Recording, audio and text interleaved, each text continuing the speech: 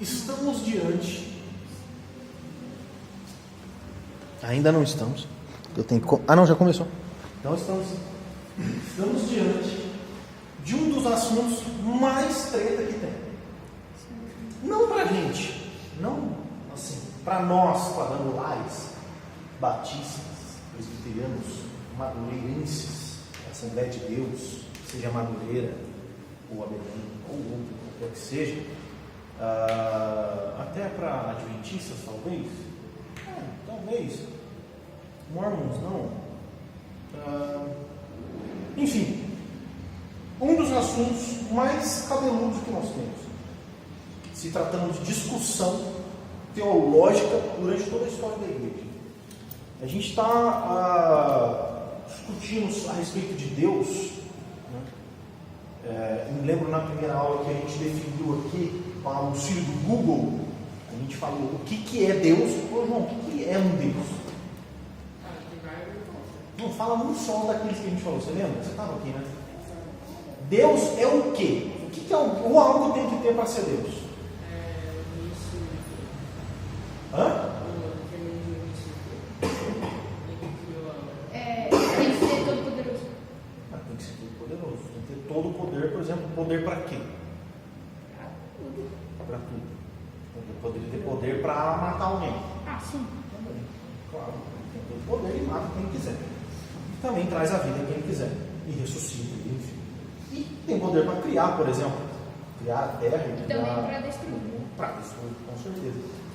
Mas existem alguns elementos que a gente discutiu aqui que é necessariamente, é uma causa necessária ter para ser Deus. Por exemplo, um Deus que foi criado em algum momento, que veio a existir em algum momento, ele já deixa de ser Deus, e vira Deus. É só um Deus. Tá? Um Deus, por exemplo, que não é onisciente, não é Deus. O Deus é Deus. Então, para ele ser Deus, ele precisa ser onisciente, onipresente, onipotente, não ter sido criado, ser autoexistente e a causa final de todas as coisas. Então a gente vai voltando para trás na história do mosquito, lembra? Que o mosquito é a causa da Júlia com a Ana, como é que é? A Alice, enfim. Aí veio Adão, veio Deus e cri. Lembra até do que tinha o cri, então cri. Deus é a causa final de todas as coisas. Então isso são coisas importantes a respeito de Deus. Agora, por exemplo, a Bíblia às vezes fala assim, Jesus Cristo, o Filho unigênito e primogênito de Deus. Então quer dizer que Jesus é filho, ou ele foi gerado? Em algum momento ele veio a existir ou ele existe para sempre? Como é que Jesus pode ser Deus? Se em algum momento ele foi criado, filho primogênito, como é que a gente entende? Então a gente começa a ter certos problemas que vão dificultar a gente entender o que é a Santíssima Trindade. Mas Jesus não é Deus sozinho. Sim, a gente vai falar sobre isso. A questão é que a gente vai discutir aqui alguns pequenos problemas que a gente tem para chegar no que de fato é isso daqui. E detalhe, como saber o que é Deus e crer no Deus correto, que eu falei para vocês, é extremamente importante. A Santíssima Trindade é extremamente relevante para a nossa salvação, para nós compreendermos de fato o que é Deus. Então, talvez este seja o tema mais difícil de todos que a gente vai ter aqui. Não de compreender, mas eu falo difícil assim no sentido de, historicamente, a gente tem muito problema. Teve gente que morreu por causa disso aqui. Por exemplo, Ariel falava que Jesus não era Deus. A igreja condenou ele, falou, como assim Jesus não é Deus? Ou como fosse bom, se não fosse assim. A igreja condenou ele, fogueira, filho. Aí mataram ele. Tá? Então, basicamente, a Santa Trindade, eu acho que vocês devem conhecer um pouco do conceito. Eu vou falar de fato do conceito lá no final, que é a parte mais cabeluda de todos, mas antes a gente vai passar por alguns detalhes. Vamos lá. Algumas perguntinhas iniciais, como de costume. E como de costume, o computador não ajuda. Primeira pergunta: já ouviram pregações ou estiveram aulas sobre a Trindade? Alguém já? Já teve? Já ouviu? Já? São raras as vezes. Muito difícil. Muito difícil. Eu acho que é mais assembleia que costuma. Pelo menos eu ouvi na assembleia. Falando sobre tipo, Sabe qual é o problema de uma pregação sobre a Trindade? Estudo seria mais viável. O problema da pregação, e eu vou falar sobre isso, eu perguntei, porque vocês já ouviram. Quem esteve aqui quando eu preguei sobre o chefe não sabe cozinhar? Eu falei sobre a Trindade. Não foi especificamente, diretamente sobre ela, mas eu citei algumas coisas a respeito disso. E é mais fácil a gente ter aulas a respeito desse assunto pelo fato de ser muito complexo. Complexo de explicar, de entender e de aplicar na nossa vida. Entendeu? Então, a pregação é muito curto tempo, né? Dá para fazer. Só que talvez seja esse o motivo de a gente ter pouco contato com isso nos últimos cultos. Embora os três estejam presentes no culto. Por exemplo, que a graça de Deus Pai, o amor de Jesus e a consolação do Espírito Santo esteja com todos para todos sempre. Se Deus é por nós, o Senhor é meu pastor. Cria em mim um coração puro, ó Deus, e renova em mim. Sabe me dizer qual é a importância de compreender isso aqui? Eu falei agora há pouco. A importância disso aqui é porque ela é fundamental para a nossa salvação. Eu vou falar um pouquinho mais para frente, mas já adiantando. Na primeira aula, ou na segunda também, foi na aula que eu dei para vocês sobre dança e arte no culto. Nós temos mão fechada e mão aberta. Isso aqui é mão fechada. E por que é mão fechada? Porque isso aqui diz respeito à nossa salvação e a quem é Deus. Então, uma vez que a gente abre mão, por exemplo, um dia a gente está aqui no culto, alguém sobe aí e fala que o Espírito Santo de Deus não é Deus. Voadora, soco na cara, tira porra de bomba. Mão fechada, não tem conversa. Né? Então, isso é muito importante pelo fato de diz respeito à nossa salvação. Ter isso aqui em mente é a nossa. Fala sobre a nossa salvação. E alguém sabe o que é? Conseguiria definir em poucas palavras o que é Trindade? Assim, resumidamente.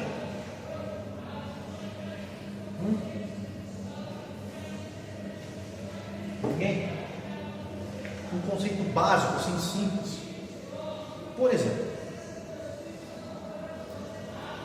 Trindade, esse é um problema. O exemplo que eu vou dar é exatamente o problema. É 3 em 1, 1 em 3. Como? Não sei. Não faço ideia. Não consigo compreender. Mas eu sei que é real. Então, o conceito básico da Trindade é justamente isso. 3 em 1. Talvez a melhor palavra não seria nem Trindade, mas seria triuno. É a Santíssima Trindade, mas a triunidade de Deus. E aí a gente começa a ter alguns problemas. E um dos problemas que causa, porque exige problemas, justamente porque o homem quer compreender isso aqui pela forma racional de pensar. A gente fala assim, como assim 1 em 3, 3 em 1? Não tem como. Eu sou eu, Jonathan, Júlia e Manu. Não tem como a gente ser 3 em 1. Nenhum. Não dá. A gente pode ser união em Cristo, união hipostática, mas enfim, não tem como. Então a gente quer compreender isso aqui da forma racional, da forma lógica, física, matemática, e a gente acaba criando certos problemas. Mas enfim, basicamente é isso. Vamos lá. Então a gente está diante de um assunto dos mais problemáticos e polêmicos que a gente tem na Bíblia. A Santíssima Trindade é para a fé cristã, fundamental para a salvação, e ele é um assunto inegociável, ou seja, não tem em algum ponto desse assunto não pode ter possibilidade de não ser aquilo que de fato é. Por exemplo, Jesus é Deus, mas assim, pode ser que não. Não existe pode ser que não. Tá? Então a gente não faz negócio com os fatos. Não é algo, por exemplo, se eu falar aqui calvinistas e arminianos. Para mim é Calvino, para outros são Armínio. E se eu chegar lá no céu e Deus falar assim para mim, era Armínio? Eu falo, tá bom. Não mudou nada. Agora, eu não vou chegar no céu e Deus vai falar assim, otário, Jesus era Deus, você não acreditou. Não existe. Aí é inferno, rápido assim, ó, tobogã, tá? É o inferno. Mesmo assim, nós temos muita confusão e discussão a respeito desse assunto que acaba promovendo algumas ideias absolutamente equivocadas a respeito desse assunto. E durante a história da igreja, até morte aconteceu. Durante a história da igreja, existiu os que afirmavam que essa doutrina da Trindade é equivocada por apresentar 3 deuses diferentes e deram o nome disso de triteísmo, ou seja, 3 deuses distintos, como se fosse Maria, Paulo e Pedro. 3 deuses, um distinto do outro, um diferente do outro, cada um agindo por si, enfim, como se fossem 3 deuses distintos, ou deuses, né? Melhor dizendo. Outros dizem que essa doutrina se contradiz ao afirmar que existe um Deus e 3 pessoas. No caso aqui, seria qual é a contradição ao eu afirmar, por exemplo,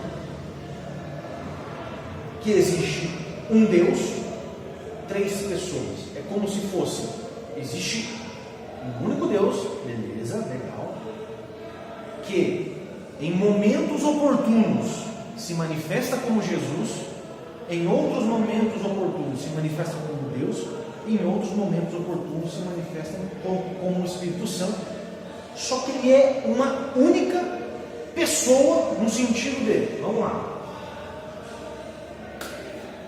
Simples, gente.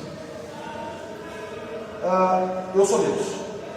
Eu deixo de ser o Pai agora e passo a ser Jesus. No momento em que eu ajo como Jesus, agora eu não sou mais o Pai. Por exemplo, eu posso afirmar que o Deus triuno morreu na cruz, ou seja, o Pai, o Filho e o Espírito Santo estavam em Jesus na cruz? Sim, categoricamente sim. Deus em sua essência estava sendo morto na cruz. Só que o Deus Pai não morreu na cruz. Como assim? Não entendi. É esse o problema, para mim não entendo. Só que eu não posso afirmar, por exemplo, que, por exemplo, Deus morreu na cruz e aquele Jesus que estava ali era o Jesus. Enfim, gente, é complicado. Vamos lá, vamos para frente. É que nem eu consigo às vezes compreender. Esse é o problema. O problema do conceito. Esse é o problema do conceito triunidade. Deixa eu adiantar só um pouquinho. Eu não vou adiantar lá no fundo não, senão para voltar vai demorar pra caramba. Mas tem algumas coisas no fundo que poderiam ajudar. Mas beleza, vamos lá. Enfim, para conseguir a gente compreender esse assunto, a gente precisa ir do começo. E para ir no começo, a gente vai precisar voltar na segunda aula. Na segunda aula eu falei sobre a revelação de Deus. Quem estava aqui? Júlia, tá? Eu falei que Deus revela. Fala uma coisa aí. Por onde Deus revela? Gustavo? Um meio aonde Deus revela. Por onde você vê a revelação de Deus, onde você conhece a Deus. A gente tem 2 revelações especiais. E nós temos a revelação natural, que você diz. A Bíblia, a natureza. Beleza, é exatamente isso. Então a gente falou sobre isso. A revelação de. Geral, Isso, revelação geral. Valeu. Revelação geral. Geral, a natureza revela a glória de Deus, o poder de Deus, etc. E a revelação geral impede que o homem seja desculpável no dia do juízo. Ele não vai chegar lá e falar assim: mas ninguém falou de Jesus para mim. Filho, você não olhou para o céu, você não viu o sol. A própria natureza impede o homem de ser desculpável. De Deus falar assim: vou dar uma colher de chá para você. Não. Tá? Mas a natureza não é a revelação por completa. A revelação por completa a gente encontra nas Escrituras e em Jesus Cristo, que a gente vai falar um pouco sobre isso aqui. Então a gente falou sobre a revelação, só que eu não falei sobre esse trem aqui. Deixa eu pegar um negocinho aqui que eu gosto. Eu esqueci. Aqui, revelação progressiva. Eu não falei sobre isso. Então eu dei uma aula sobre a revelação de Deus na natureza, na Bíblia de Jesus, mas não falei sobre a progressiva, que vai entrar nesse sentido aqui. Para a gente chegar na Trindade, a gente precisa passar por aqui. Vocês lembram da onde está escrito isso daí, esse tema aí? Eu até falei na última, a Manu não estava. Você não estava, né, Manu?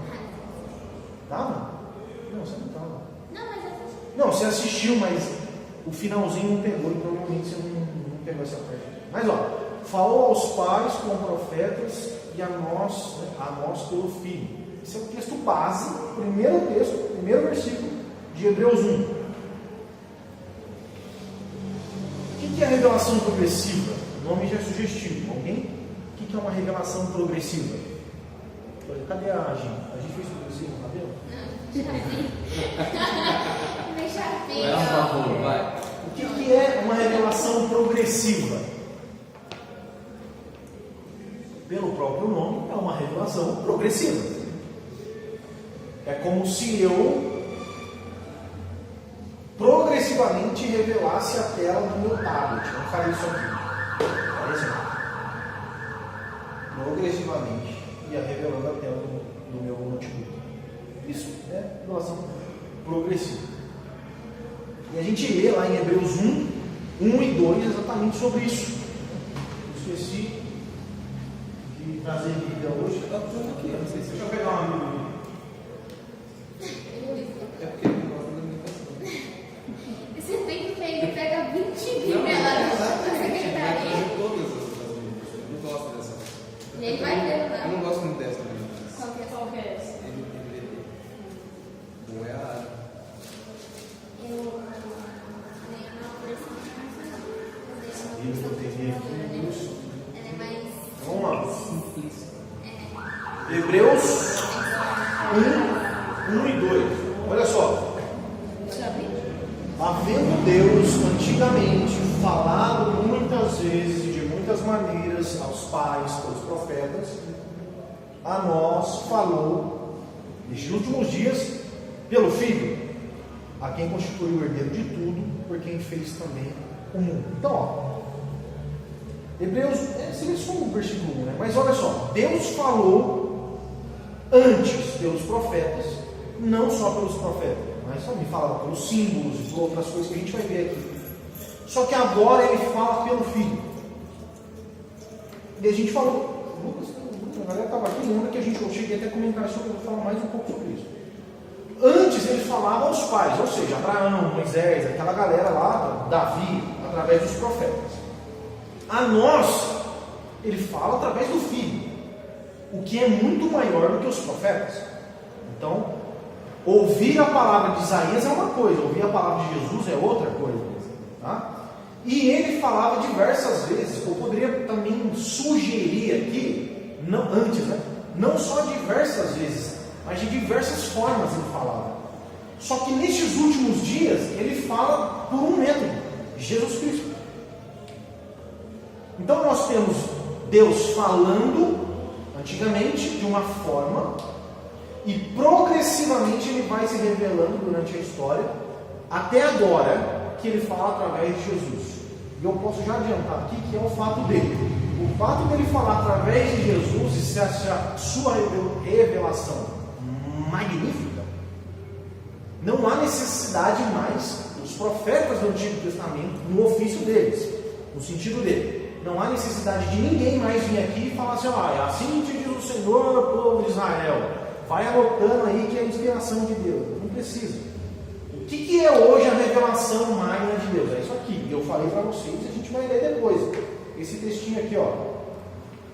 Como é que faz para ouvir Deus, Lucas? Lê a Bíblia. Como é que faz para ouvir Deus de forma audível? Lê a Bíblia em voz alta. Então, ó, como é que faz para ouvir Deus? Como é que faz para ouvir Deus falar? Você vem aqui, ó, João capítulo 1, versículo 1. No princípio era o verbo, e o verbo era Deus. Está ouvindo Deus falar? Tá bom. O verbo estava com Deus e o verbo era Deus. Alguém aqui está ouvindo Deus falar? Tá bom. É assim que escuta Deus, de forma audível. Tá? Ou quando alguém está lá em cima pregando, ou talvez aqui quando alguém está aqui ensinando. Mas de fato a gente escuta Deus aqui. E não mais como um cara vindo trazer uma revelação de Jesus. Acabou, está aqui. Tá? Beleza? O texto de Hebreus 1 nos mostra um pouco do que é a revelação progressiva. Deus falou em ambos os tempos, ou seja, antes da vinda de Jesus e em Jesus e através dos apóstolos. Ele falou, na verdade, os apóstolos não são como se Deus trazendo novas revelações, mas é eles testificando as palavras de Jesus, e não novos mandamentos, novas histórias. O que os apóstolos fazem é testificar Jesus, é teologicar Jesus, é sistematizar a matéria de Jesus Cristo. Mas eles não trazem nada além de Jesus Cristo. Tá? Mas enfim, Deus também fala através dos apóstolos. Para ficar melhor, para a gente dividir isso, Antigo e Novo Testamento. Uma perguntinha curiosa: Jesus Cristo é um personagem do Antigo ou do Novo Testamento? Os dois. Não, Jesus Cristo? Ele é um personagem. Você encontra ele no Antigo ou no Novo Testamento? Ele em pessoa. No Antigo. O Novo Testamento inicia na ressurreição de Jesus, na morte. Enquanto não tem morte, é o Antigo Testamento. A gente está na Antiga Aliança. Aí o sangue de Jesus vem. É só uma brincadeirinha, gente, mas é Novo Testamento, tá? Confundi. É só para. Mas Jesus Cristo é um personagem do Antigo Testamento. Ainda ele nasce na Antiga Aliança. E ele traz a nova aliança através do seu sangue. Beleza. No Antigo Testamento, Deus falava através dos profetas, para os nossos pais, e de diversas vezes ele fez isso. Um novo Deus fala conosco através de Jesus, e estes são os últimos dias que Deus fala, que é a revelação escrita. Os últimos dias de Deus falando é Jesus. Hey, man. Senta aí. Veio para a aula também? Então senta aí. Como é que é o seu nome? É Lucas. Lucas? Isso. Lucas Tem também? Lucas nessa igreja, mano? Você é de alguma igreja, Lucas? Sou daqui. Ele é o filho Você é daqui? Só que eu não venho direito. Ah, então não está explicado. Eu tenho treino de futebol. Você é filho do Atos? Aham. Eu também não sei quem é o Atos, né? Lucas do Atos, o nome dele agora. Mas você tá? sabe. Não, essa também é perguntinha. Quem foi que escreveu o livro de Atos? Sei não. Lucas, pô. O Evangelho de Lucas, quem escreveu foi Lucas. E quem escreveu o livro de Atos foi Lucas. Então você escreveu o livro do seu pai. Não faz piada, não vou revelar você. Era pra repetir. Mas beleza. Resumindo, a meu resumo é maior que toda a explicação. Exatamente. Deus falou diversas vezes e formas, quer nos ensinar que Deus se revela ao homem conforme o tempo ia passando e mudando. Por exemplo, Deus falou com Moisés através de uma sarça. Vocês conhecem essa história, né? Beleza? Falou com Isaías através de visões, com Davi através do profeta Natã, com o povo de Israel através de símbolos e também de profetas, etc. Mas agora, nesses últimos dias, nos nossos dias, ele fala através de Jesus. E este é o seu último método de falar com o homem. Isso quer nos mostrar que não há mais razão para ficarmos ainda em dúvida se devemos esperar alguma nova revelação. Bom, uma vez que Jesus fala assim: quem vê a mim, vê o Pai, acabou. Ninguém que via Isaías via o Pai. Ninguém que via Davi via o Pai. Ninguém que via Moisés via o Pai. Quem vê Jesus vê o Pai. Ponto. Se isso não é suficiente, a fé cristã não serve para você. Jesus é suficiente. É como uma semente a revelação de Deus. Agora que a gente já sabe que Deus fala através dos profetas, aos nossos pais, mas agora ele fala através de Jesus, e esta é a sua revelação máxima e última. Tendo isso em mente, a gente consegue entender agora que a revelação progressiva acontece conforme a história vai acontecendo. No início lá da história, a revelação de Deus era parcial. O que eu quero dizer com isso? Olha só. Nem mesmo Adão, no Éden, se comunicando face a face com Deus, tinha a revelação plena que nós temos hoje a respeito de Jesus Cristo. Isso é extraordinário. Eu posso afirmar então que em vida, agora, Adão, nem mesmo Adão teve o privilégio de conhecer Jesus. Ele tinha esperança que Jesus ia nascer, porque Deus falou para ele. E também foi uma forma.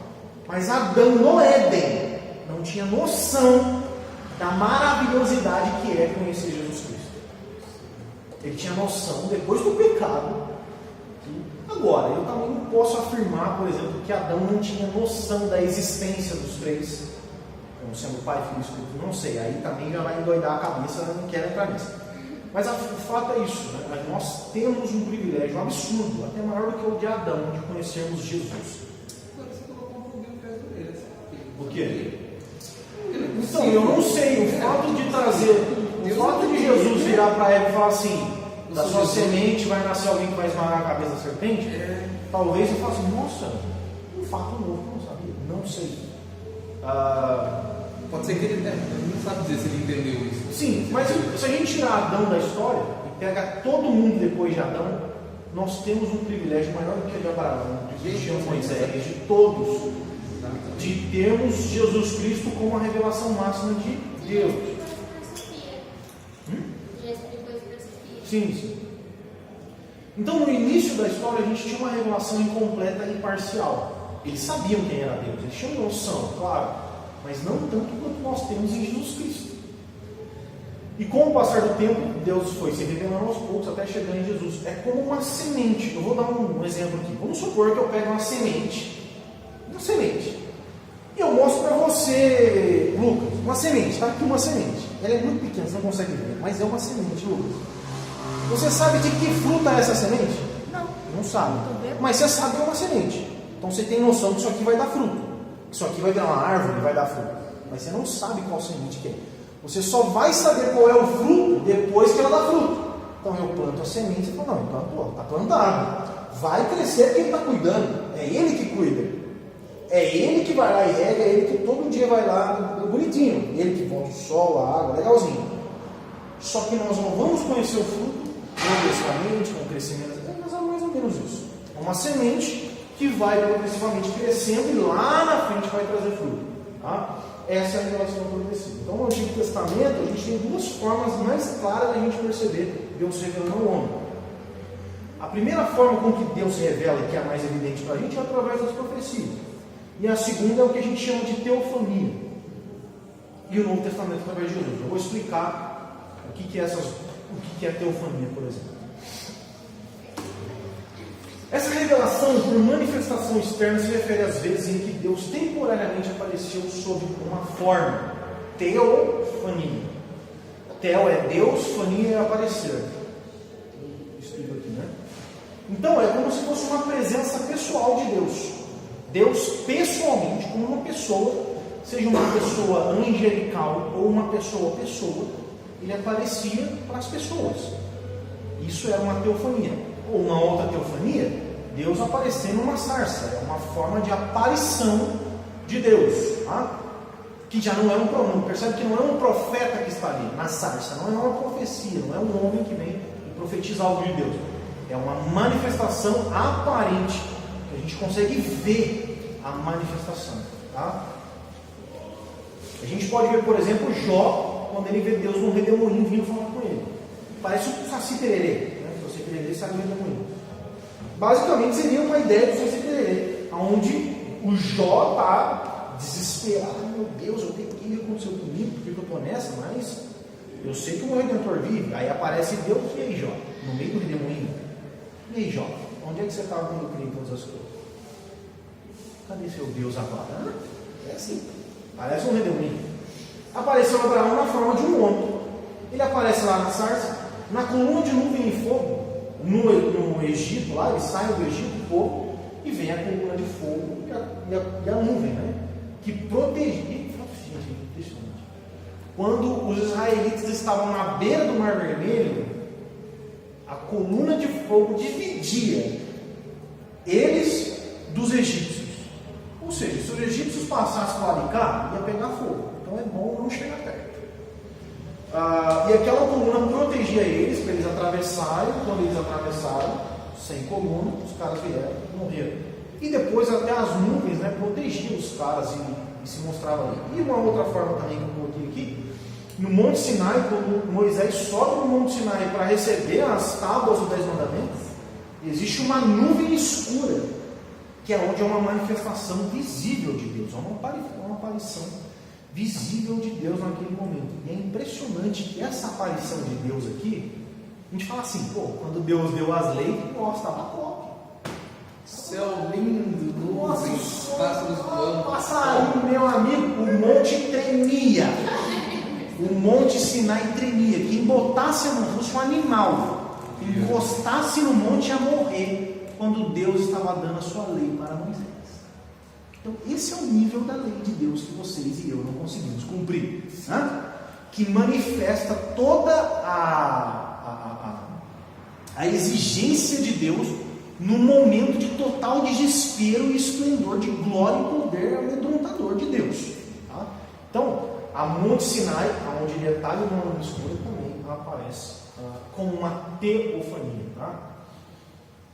E através das profecias que serão, né, mais claras para a gente. Só que eu coloquei um detalhezinho aqui a respeito das profecias. Eu sempre gosto de cutucar os profetas de origem, né? Então, a partir de Moisés, a gente começa a ver Deus utilizando mais amplamente uma nova forma de revelação, que são as profecias. Então, ele começa a se revelar através de profecia. A profeta, então, ele recebia algo de Deus, às vezes em sonho ou visão. Ele era responsável de transmitir aquilo para o povo. E um detalhe interessante, eu vou ter que ler esse texto é maravilhoso. Deuteronômio 18.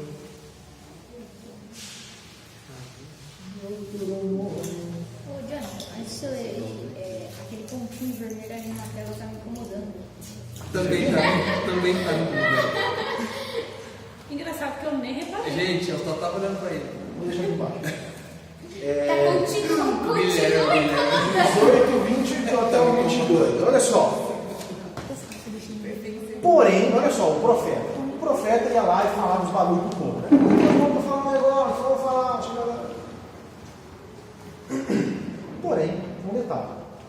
Porém, o profeta que presumiu soberanamente de falar alguma palavra em meu nome que eu não lhe tenho mandado falar, ou que falar em nome de outros deuses, o tal profeta morrerá. E se disseres no teu coração, como conheceremos a palavra que o Senhor não falou? Quando o tal profeta falar em nome do Senhor, e tal palavra se não cumprir, nem suceder assim, esta é a palavra que o Senhor não falou. Com soberba a falou o tal profeta. Não tenhas temor dele. O que é esse não tenhas temor? Tipo assim, não tenha medo dele. Não, é tipo, não tenha medo de matar. Então é de matar. Tá bom? Se ele veio e falou e não aconteceu, é porque eu não falei. Mata. Tá bom? Ou se ele veio e falou algo que eu não falei, por exemplo, ele veio e falou algo que não está escrito na Bíblia, que não está nas minhas leis, nos meus mandamentos, Eu mesmo mato. pedra. Como seria bom se hoje fosse assim, gente? Nossa, ia ser maravilhoso. E eu talvez teria morrido, sabe? Ainda bem que você não nasceu no Velho Testamento, você é de hoje. Eu estaria morto. Mas você teria matado uns. Ah, teria. Seria Mano, matado. ó, Seria matado. mas o fato é, se as pessoas tivessem noção disso daqui, É muito sério isso. se tivessem noção disso daqui, não ia abrir a boca para ficar falando abobrinha. Tá? Então, É engraçado que, como algumas coisas, nos dias de hoje, como algumas coisas do Velho Testamento, tem muito peso ainda hoje. Eu não estou dizendo que o Velho Testamento não tem, eu estou dizendo assim, tem gente que valoriza demais o Velho Testamento, anulando Jesus, porque não prega Jesus. Só que esse tipo de texto, ele é anulado. Tipo assim, isso aqui não tem aplicação nos dias de hoje, mas eu fazer a Arca da Aliança, eu dar 7 voltas na igreja, isso é uma prática que é ok no Velho Testamento, né? então veja só, a palavra do profeta tinha que ter veracidade e conformidade com a palavra. Sim, certo. O período profético se estendeu desde Moisés até João Batista. Então nós temos Moisés sendo o primeiro profeta até João Batista, que foi o último profeta nesse sentido aqui. A função básica do profeta era ser um porta-voz de Deus, por isso usualmente o profeta começava a sua mensagem assim diz o Senhor. Isso indica então que o próprio Deus colocava suas palavras na boca desses caras. Um detalhe que não pode ser esquecido é o caráter orgânico da recepção e entrega da mensagem profética. O que isso quer dizer? Caráter orgânico. É que é o seguinte: Se fosse o Jonathan profeta para Israel, eu ia falar do meu jeito, não ia entrar em transe. Eu não ia vir que nem um Frankenstein assim, diz o Senhor, ó Israel, para de fazer cagada. Não, se bem que eu paro de fazer cagada, talvez eu ia entrar. Mas o fato é que o profeta não entra em transe, ele é organicamente utilizado por Deus como ele é. Então você vê profeta chorão, profeta brabo, profeta mais maleável, profeta tranquilão, profeta que é mais... Enfim, Deus utilizava isso de forma orgânica, o que é também mais uma patada nos profetas de hoje em dia, que eu não sei porquê, mas entra em transe. Mas ok.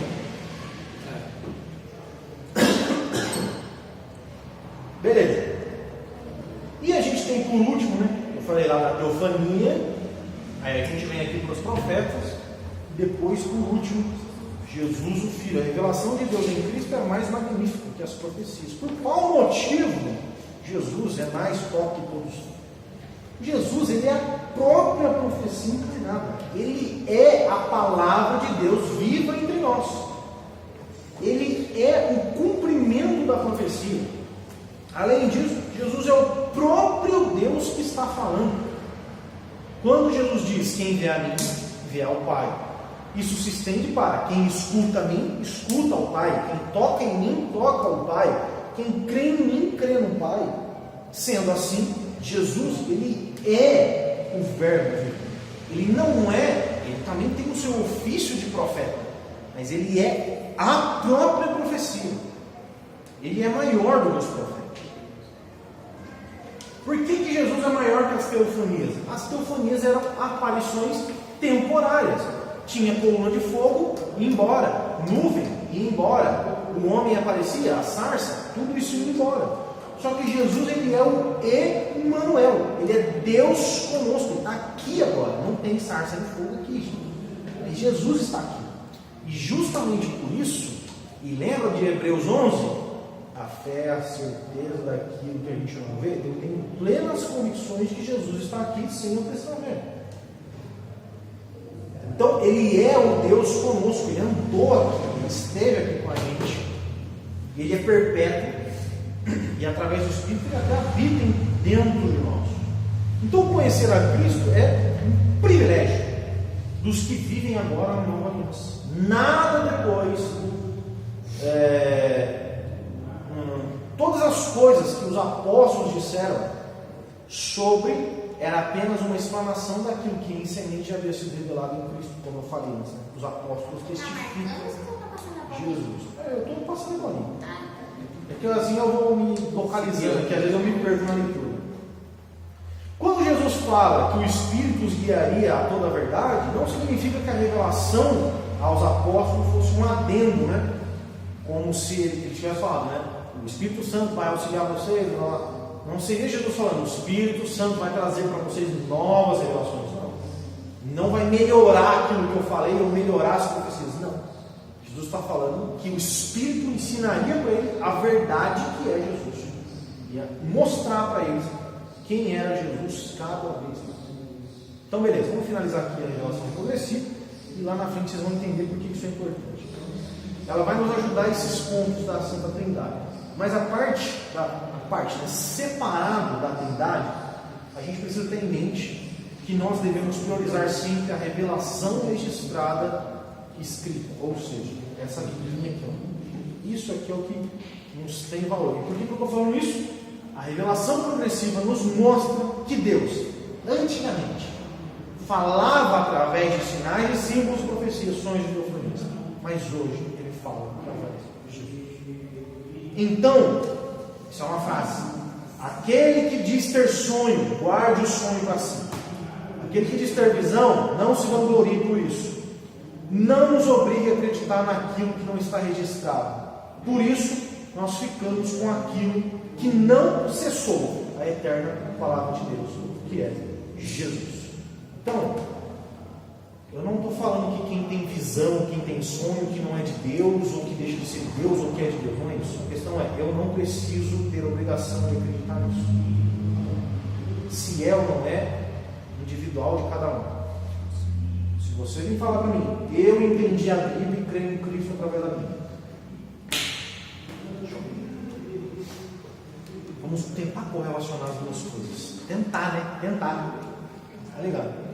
Qual é a relação das duas coisas? Trindade e relação progressiva. A gente tem um problema quando a gente procura, por exemplo, respaldo bíblico na Bíblia, quando a gente fala de trindade lá no Antigo Testamento. É um pequeno problema que a gente tem de encontrar no Antigo Testamento algumas evidências da manifestação de Deus Pai, Deus Filho e Deus Espírito. Tem. E esse conceito de triunidade já existia nos povos antigos, na galera, em Abraão e Moisés. Eles tinham certa ciência a respeito disso. Não tanto quanto nós temos hoje. Mas o Velho Testamento ele é limitado em definir, por exemplo, a trindade. Mas ele nos traz alguns. Sabe a semente? Ele planta a semente. Tá? A Bíblia no Antigo Testamento nos mostra alguns textos. Tá? E no Novo, a gente já vê com mais clareza.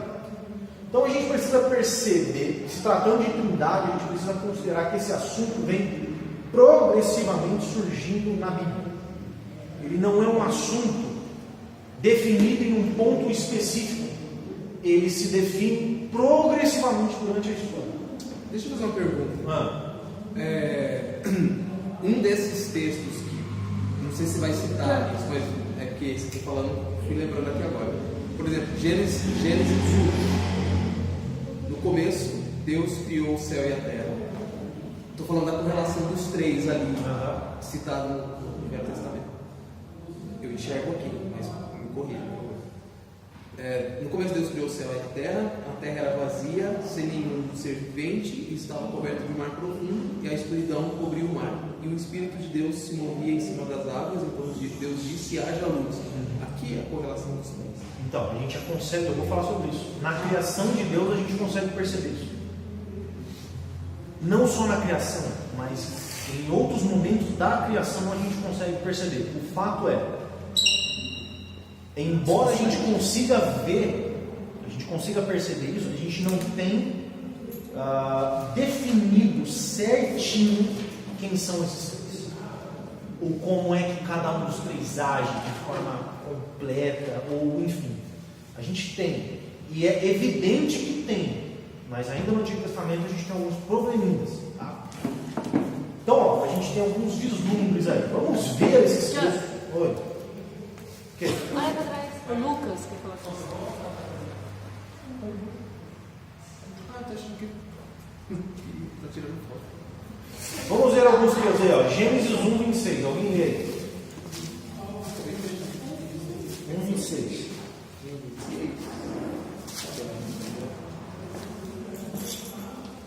Aí ele diz: agora vamos fazer os seres humanos. Agora vamos fazer os seres humanos que serão como nós, que se parecerão conosco.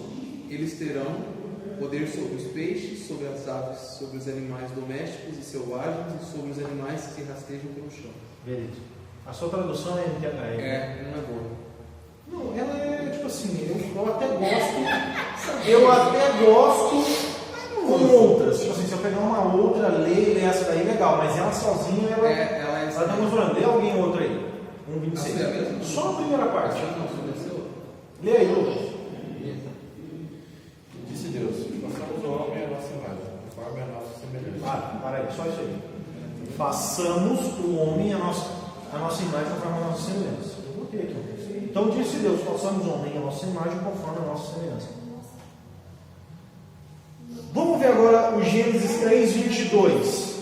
Então disse o Senhor Deus: eis que o homem se tornou como um de nós, conhecedor do bem e do mal. Mais um. Gênesis 11, 7. Vinde, desçamos e confundamos ali a sua linguagem, para que um não entenda a linguagem do outro, ou de outro. Aqui, Torre de Babel. Os caras estavam lá ambiciosos, de que não, vamos construir uma torre aqui, que nós vamos alcançar os céus e ser mais poderosos do que Deus. E aí vem Deus e o Senhor fala: vamos descer lá e confundir a linguagem deles. O que tem de estranho nesses textos aí? O fato dele associar. Nossa, não minha imagem. Tipo assim, ele tá falando, façamos o homem a nossa imagem. Então, estamos falando de uma pessoa. Ele está se referindo, tem um plural aqui. Façamos o homem à nossa imagem. Eis que o homem se tornou como um de nós. Desçamos e confundamos. Com quem que Deus está falando? Esse é o problema. Eu sei com quem Deus está falando, porque eu tenho o Novo Testamento. Só que com esse texto aqui, se eu ficar só nele, eu falo assim, beleza, eu sei que existe uma reunião celestial. Quem está nessa reunião? Os anjos estão juntos? Não sei. Então, a questão é, existe uma reunião entre pessoas que estão falando aqui, ó, vamos lá e vamos fazer o homem do jeito que nós é. A nossa imagem e a nossa semelhança. Então você percebe que tem mais de uma pessoa conversando. Né? Então, essa é a parte estranha. Estranho não, né? A gente não consegue mais. Né?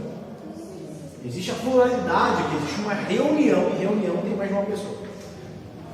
Agora a gente lê o primeiro versículo da Bíblia, que é o que o Emerson falou, ó, no princípio criou Deus os céus e a terra.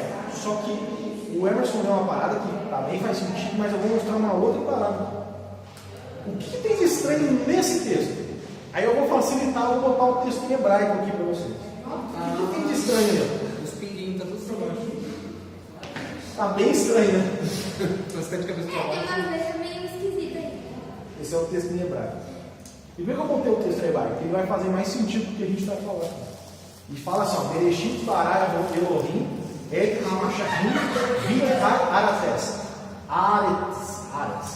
Bereshit bara Elohim et Bereshit bara Elohim et ha-shamayim v'ha-aretz. Eu li errado porque eu sei que esse deve ser um faretz aqui, não, mas enfim. O que eu quero que vocês tenham em mente aqui, ó, que agora ficou mais fácil de entender, né? Agora está mais tranquilo. Perceba no texto lá em português que fala, criou Deus os céus e a terra. E no texto em hebraico fala, bara Elohim. Elohim é o nome de Deus. A gente conhece Deus também como Elohim.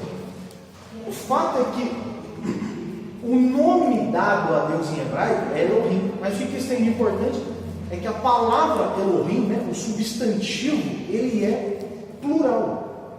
É como se estivesse escrito.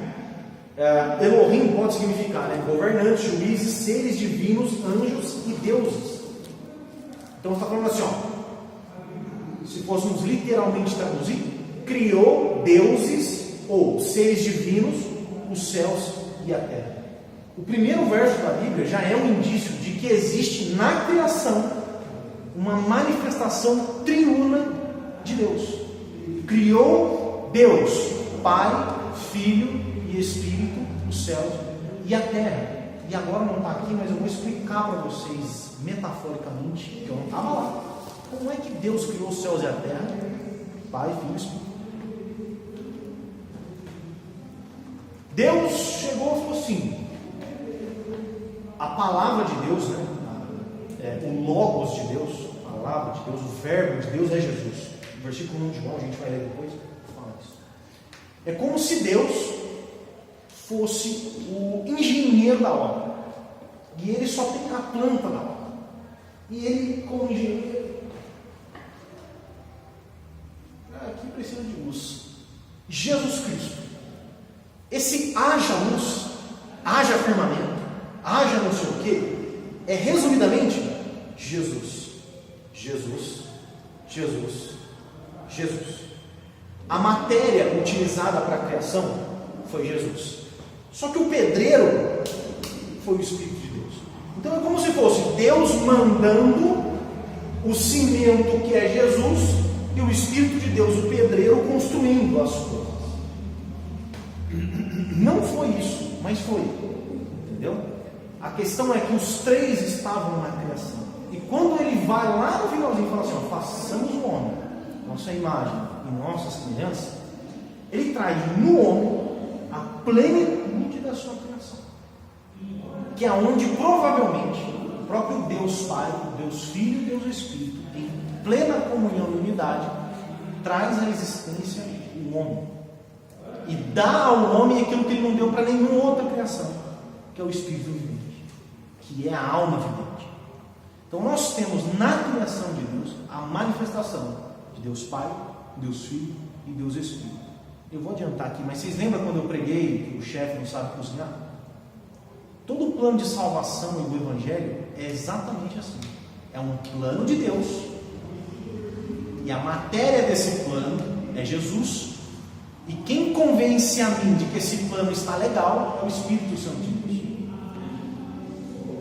É assim que funciona a Trindade. E aí é que a gente começa a perceber as funções, aonde nós temos um único Deus, uma única essência, divindade, em que o Deus Pai se manifesta de uma forma, sem atrapalhar o outro. O Deus Filho se manifesta de uma forma sem atrapalhar o outro. E o Espírito, a mesma coisa. E os três em conformidade, unidade. O nome dessa aula deveria ser Economia de Deus. O que é economia? Administração. É você economizar, administrar as coisas de forma correta. A economia de Deus, em sua divindade, em sua triunidade, acontece dessa forma. É uma pessoa, um Deus, três pessoas distintas que economicamente administram todas as coisas que tem na terra e fora da terra de forma perfeita e maravilhosa.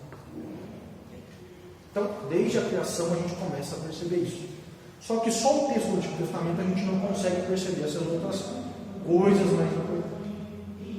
Detalhe, isso não quer dizer então que lá, Bereshit bara Elohim, existem outros deuses, não é isso? O texto em hebraico ele só quer trazer para a gente um contexto de criação de todas as coisas. Ele não está falando da existência de um ou outro Deus. Ele só está trazendo o quê? Existiu uma reunião celestial que trouxe a existência de todas as coisas. Então, a criação é um ato de Deus, através de Jesus e com a ação do Espírito. Existe na criação de todas as coisas, inclusive o homem, a reunião celestial. Vamos lá para o Novo Testamento. E aqui a gente começa a entender ainda mais. Como eu já falei várias vezes, no Antigo Testamento a gente tem problemas, já no Novo a gente já começa a ter uma ajuda melhor. No Novo Testamento nós temos textos que vão afirmar Jesus sendo Deus e o Espírito Santo também sendo Deus. Temos textos que afirmam um separado do outro, ou seja, um texto vai falar que Jesus é Deus, separado do Espírito, outro vai falar que o Espírito é Deus, separado de Jesus, e outros vão falar Jesus e o Espírito são Deus. Por exemplo, a gente por todo lugar do Pai, do Filho e do Espírito Santo, existe no mesmo texto, né, no mesmo contexto de texto, as três pessoas agindo. Então a gente vai entender melhor. Vamos começar a ler os textos. 1 Coríntios 8, 1 ao 6. Está aqui, ó. Eu vou ler. Aqui está falando a respeito de carne sacrificada a ídolos. Por exemplo, você está andando ali e você vê uma macumba. Vê uma macumba, tigelona de macumba. O nome daquela tigela de macumba é alguidá. Estou certo?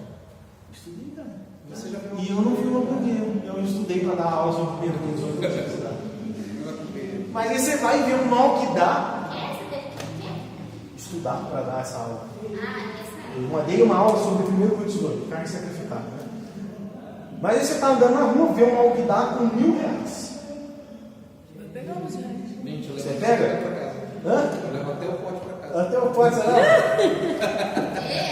A discussão é exatamente essa. Não R$1.000, mas por exemplo, você vê ali uma peça de picanha. Você vai fazer o quê? Você vê uma peça de Uma galinha preta. uma galinha preta morta, mas bonita ali.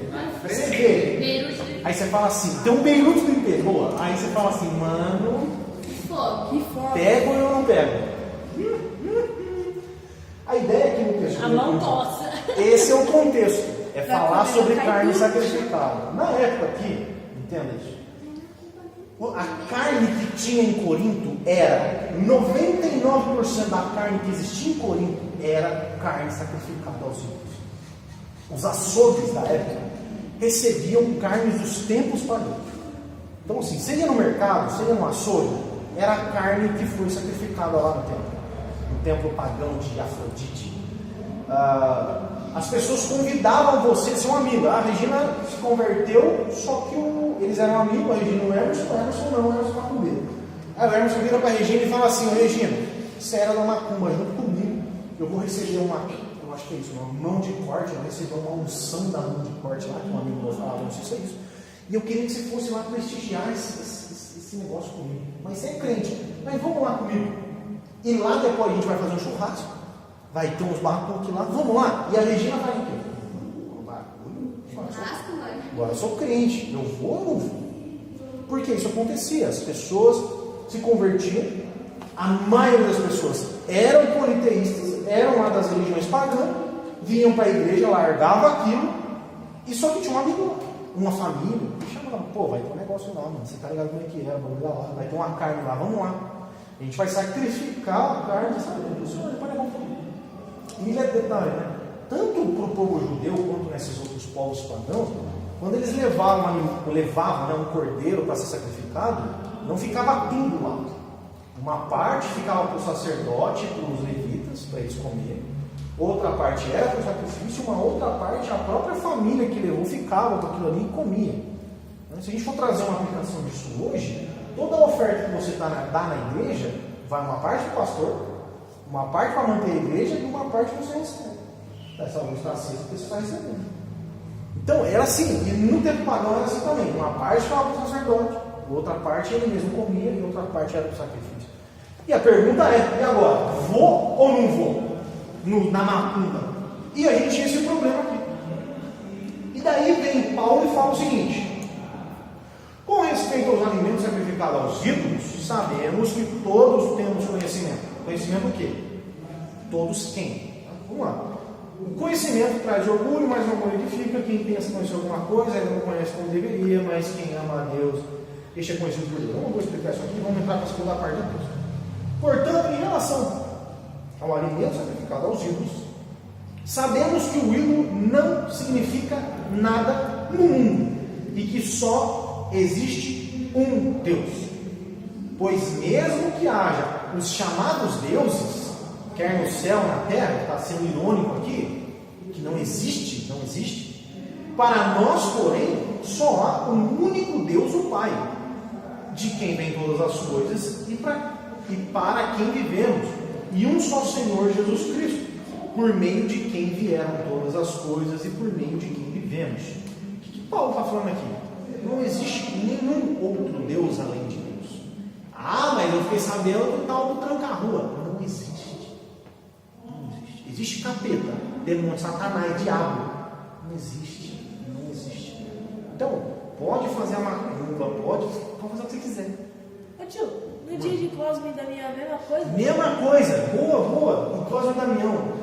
Assim, esse é mais fácil da gente pegar. Você já pegou doce no Cosme e Damião? Só que eu, assim, eu olhei pelo doce e depois eu comia. Sim.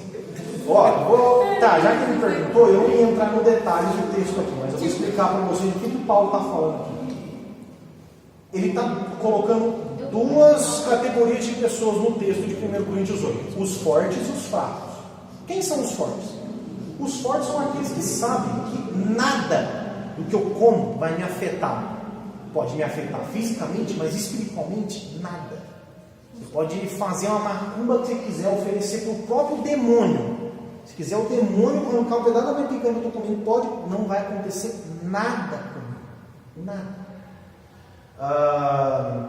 Ou seja, quando eu pego um doce de Cosme e Damião, não vou ficar endemoniado, gente. Não fica, tá? Pode comer, não vai ficar endemoniado.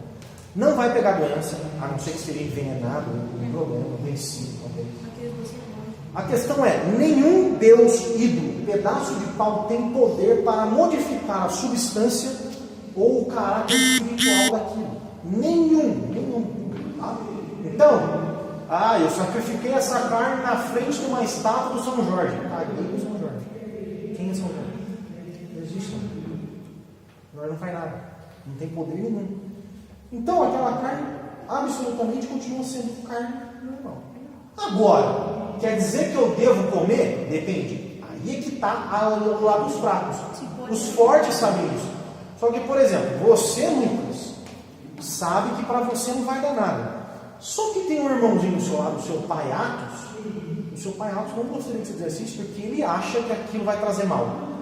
Por amor ao seu pai, para não escandalizar ele, para a gente viver de boa, eu não vou fazer. Tá? Então, por exemplo, eu escuto na minha casa muito mais música secular, mundana, do que música de igreja. Mas com certeza, se alguém for na minha casa, eu vou deixar de escutar as minhas músicas para talvez não escutar, para não fazer com que a pessoa ache que o que eu escuto é, nossa, é crente, mas escuta é Escandalizado. Exatamente. Quer dizer que eu vou parar de ouvir? Não.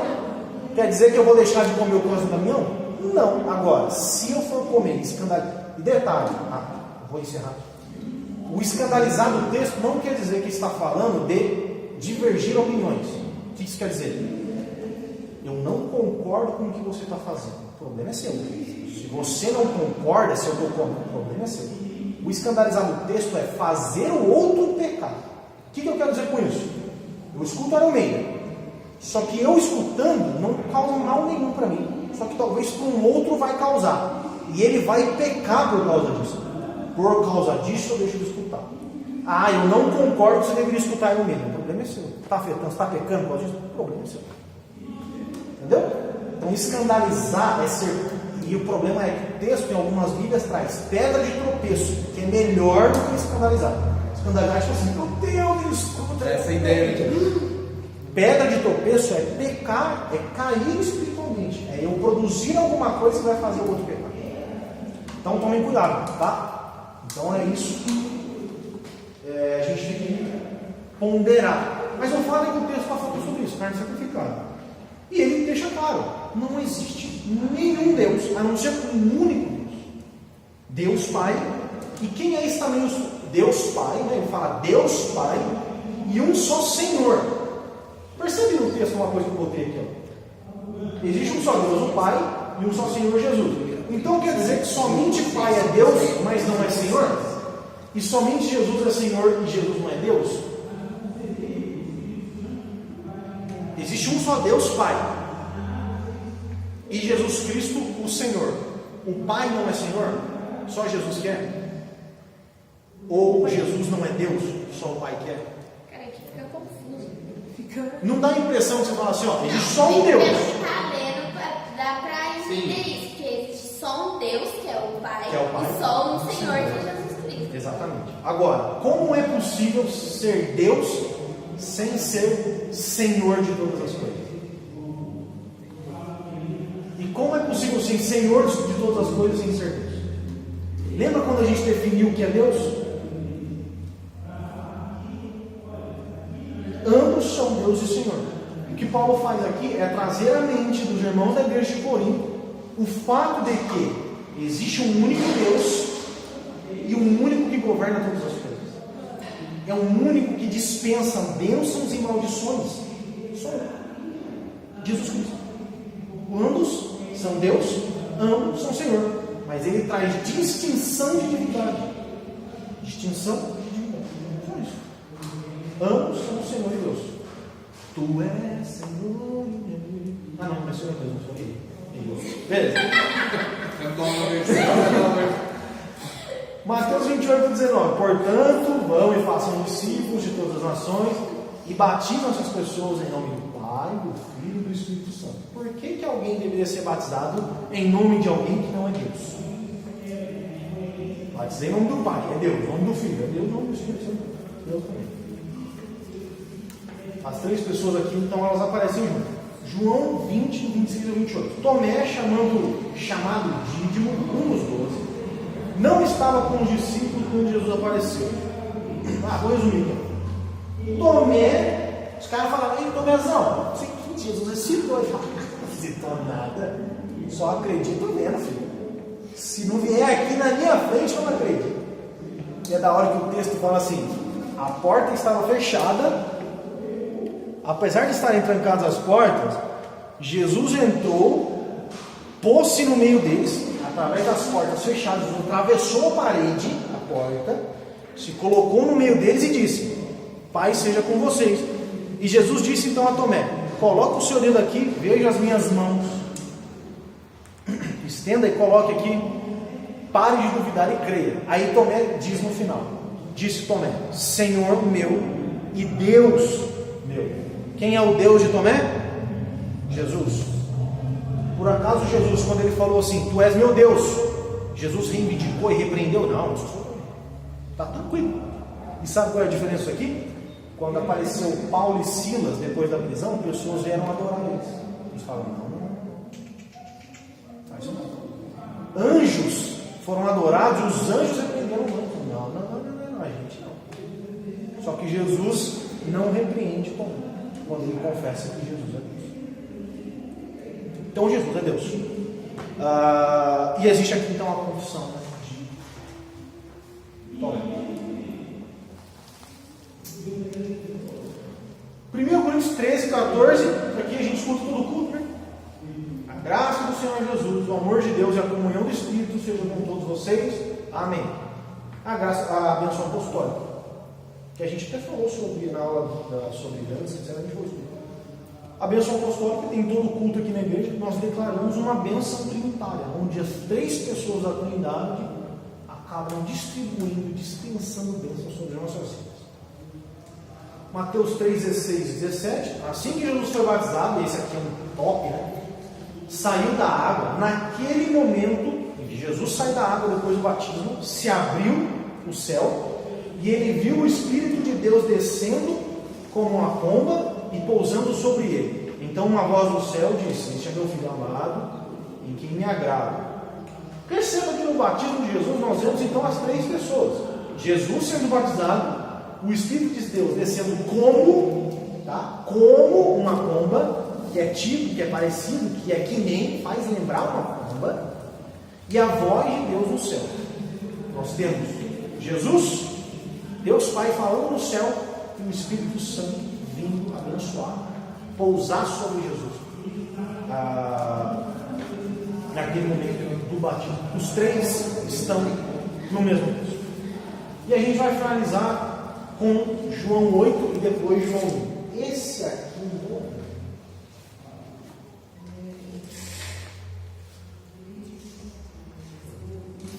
qual foi a definição máxima que nós demos de Deus aquele dia?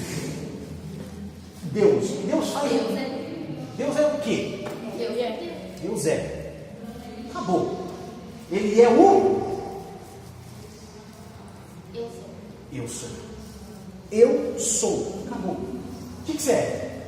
Eu sou. Definição. Eu sou. Ponto. Acabou. Não tem explicação. O fato é que definir Deus como eu sou é de fato definir Deus. Qualquer Deus que não é o deixa de ser Deus. Então o fato do eu sou existir já define ele como um Deus supremo, supremacia absoluta. E a gente está diante de um dos textos mais sensacionais que tem na Bíblia. João capítulo 8. A gente vai ler esse texto inteiro. Porém Jesus foi para o Monte das Oliveiras e pela manhã cedo voltou para o templo. E todo o povo vinha ter com ele e assentando-se os ensinava. E os escribas e fariseus trouxeram-lhe uma mulher apanhada em adultério. E pondo no meio ela, disseram: mestre, essa mulher foi apanhada no próprio ato de adultério. E na lei nos mandou Moisés que as tais sejam apedrejadas. Tu, porém, o que dizes? A mulher adulta botaram na frente de Jesus e falaram: ei, Jesus, o negócio aqui é para apedrejar ela. E aí, o que você fala? E vem Jesus. Isso diziam eles, tentando para que tivessem do que o acusar. Ou seja, era uma armadilha dos fariseus e escribas. Mas Jesus, inclinando-se, escrevia com o dedo na terra. E, como insistissem, perguntando, endireitou-se e disse, Jesus: aquele que entre vós está sem pecado, seja o primeiro que atire a primeira pedra. E tornando a inclinar-se, escrevia na terra. Gente, isso aqui é maravilhoso. Chega a mulher adulta, Jesus estava ensinando. Jesus estava no local ensinando as pessoas. Ou seja, chega depois os escribas e os fariseus com uma mulher adulta. Coloca na frente de Jesus. Jesus estava ensinando, tinha outras pessoas. Jesus, sua mulher foi pega em adultério, tem que apedrejar? Moisés falou. E você fala o quê? Jesus se inclina, começa a escrever. E depois de tanto insistir, ele levanta, como se fosse Deus, não tem que responder isso. Quem não tem pecado, já tira a primeira pedra.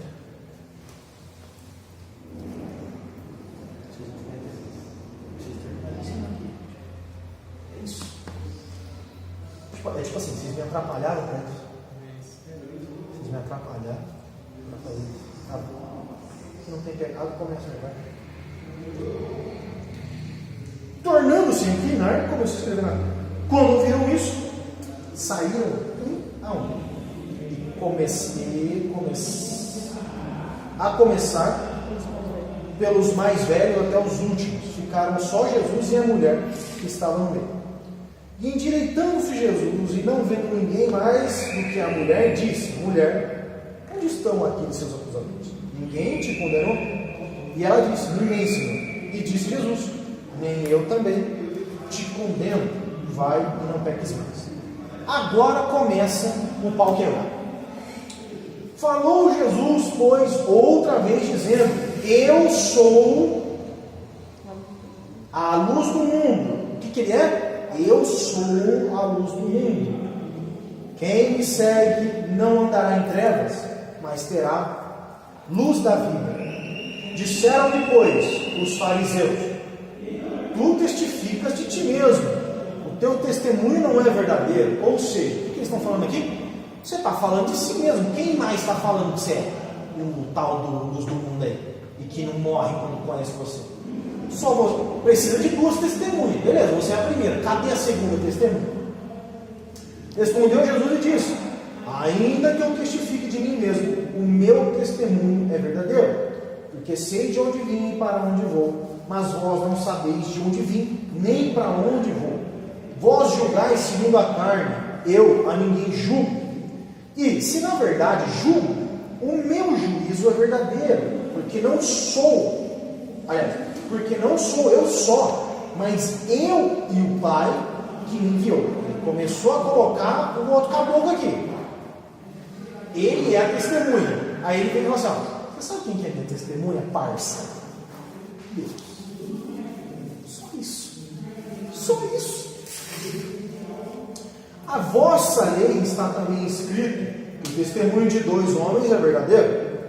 Eu sou que testifico de mim mesmo, e de mim testifica também o Pai que me enviou.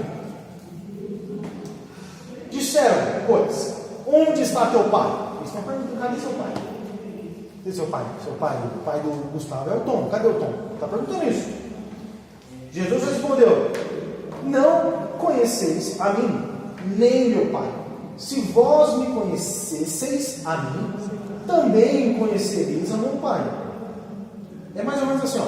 Se vocês soubessem quem é o meu testemunho, a minha testemunha, com certeza vocês também iam saber quem eu sou. Como vocês não conhecem nem a testemunha, então vocês também não vão me conhecer.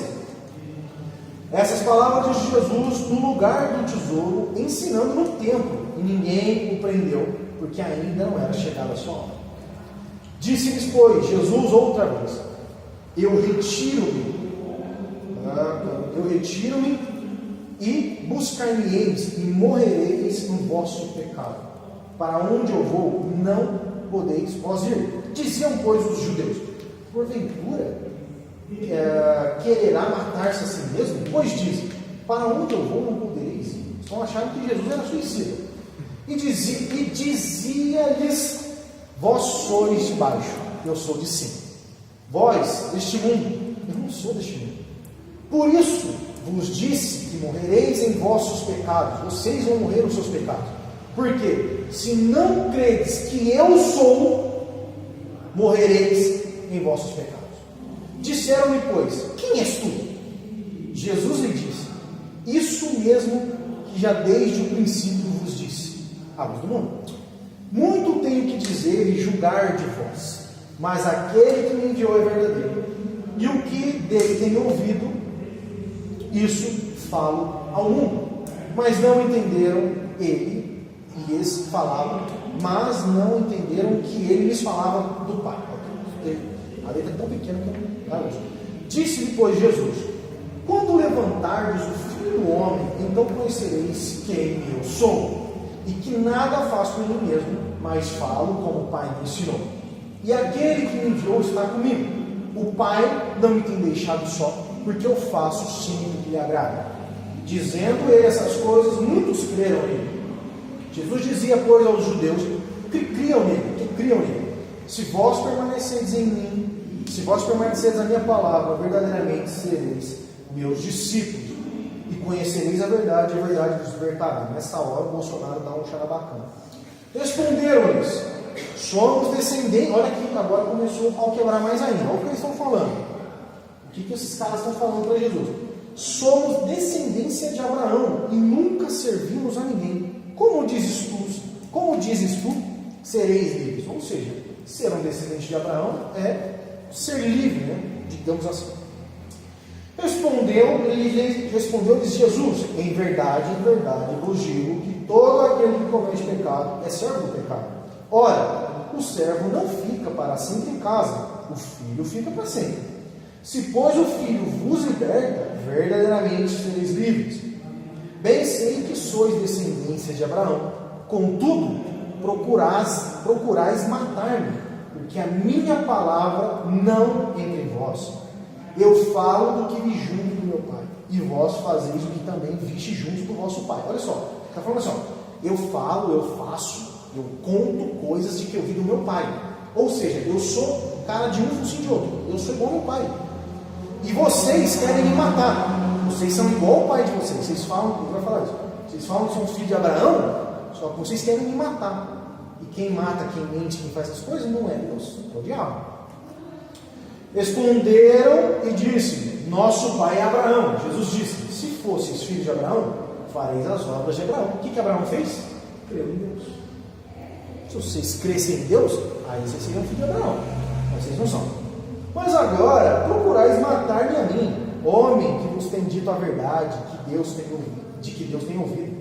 Abraão não fez isso, não quis me matar. Vós fazeis as obras do vosso pai, disseram depois. Nós não somos nascidos de prostituição, temos um pai, que é Deus. Falaram aos fariseus que o pai deles é Deus. Disse-lhes, pois, Jesus: se Deus fosse o pai de vocês, certamente me amariam, pois eu saí e vim de Deus. Não vim de mim mesmo, mas Ele me enviou.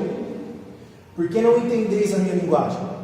Por não poderes ouvir a minha palavra. Por que vocês não estão entendendo o que eu falo? Porque vocês não podem ouvir a minha voz. Uma coisa de detalhe, gente. Às vezes Jesus falava em parábola justamente para as pessoas não entenderem. Jesus falava coisa que era para os fariseus, os soberbos, os escribas, não entenderem permanecerem soberbos. Então a gente tem a conversão de um único fariseu, que foi Nicodemos, de um único cara assim, da elite da religião. Jesus pregava para não entender. E entenda isso, às vezes nós vamos pregar e o evangelho é para condenação. O evangelho que as pessoas não entendem faz o efeito que Jesus tem. É justamente para você entender, porque você não é, cara. Você não é dos meus. Tá? Vamos lá. Vós, 44, vós tendes por pai o diabo e quereis satisfazer os desejos do seu pai. Ele foi homicida desde o princípio e não se firmou na verdade, porque não há verdade nele. Quando ele profere mentira, fala do que lhe é próprio, porque é mentiroso e pai da mentira. Mas por que vos digo a verdade? Não me creis. Ou seja, como vocês são filhos do cão, vocês não acreditam na verdade. Quem dentre vós me conhece de pecado? E se vos digo a verdade, por que vocês não creem? Quem é de Deus escuta as palavras de Deus. Por isso, vós não as escutais, porque vocês não são de Deus. Responderam, pois, os judeus e disseram: não dizemos nós bem que é samaritano e que tens demônio? Ou seja, quando Jesus começa a falar isso, eles viram para Jesus e falaram assim: mano, tá vendo? A gente tem razão. Você é um samaritano endemoniado, você é louco na cabeça. Você é maluco, como você está falando, cara? Porque a gente é filho do diabo. Jesus respondeu: eu não tenho demônio, antes honro meu Pai, e vós me desonrai. Eu não busco a minha glória a quem há quem busque e julgue. Em verdade vos digo, se alguém guardar minha palavra, nunca verá a morte. Disseram-lhe, pois, os judeus: agora conhecemos que tem demônio mesmo. Morreu Abraão e os profetas, e tu dizes: se alguém guardar minha palavra, nunca provará a morte. És tu maior que Abraão, nosso pai, que morreu? E também os profetas morreram? Quem te fazes tu ser? Jesus vem e me responde: se eu me glorifico a mim mesmo, a minha glória não é nada. Quem me glorifica é o Pai, o qual dizeis que é vosso Deus. E vós não o conheceis, mas eu o conheço. E se disser que não o conheço, aí estarei mentindo para vós. Mas conheço e guardo a sua palavra. Agora, segura essa. Abraão, o vosso pai, exultou por ver o meu dia, e viu e alegrou-se. Para que aqui dois vezes. Esse cara que vocês estão falando que é o pai de vocês, ele falou assim: eu não vejo a hora de ver o dia dele. Cara, e ele viu, ele foi salvo, foi justificado, foi aos céus, e ele me viu. Ele viu, e quando viu, ele se alegrou demais. Você está maluco? Disseram-lhe, pois, os judeus: ainda não tem 50 anos. Como então que você viu Abraão? Como é que Abraão te viu? Aí vem Jesus, os 2 últimos versos. Disse-lhes Jesus: em verdade vos digo, que antes que Abraão existisse,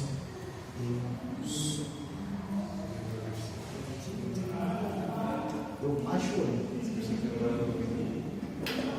Então pegaram em pedras para me atirar, mas Jesus ocultou-se, saiu do templo, passando pelo meio deles, e assim se retirou. Quem é o eu sou? O eu sou é o eu sou, é Jesus. Ele, aquele cara da sarça que falou assim: ó, Moisés, vai lá e fala que eu quero que arranca a minha galera lá do Egito. Aí Moisés vira para a sarça, para Deus, e fala assim: tá, mas eu vou em nome de quem? Fala. Aí Deus responde: fala que o eu sou de mim. Eu, o monstro sagrado de Deus. Aí Jesus vem aqui e fala: antes de Abraão existir, Deus. Antes de Abraão existir,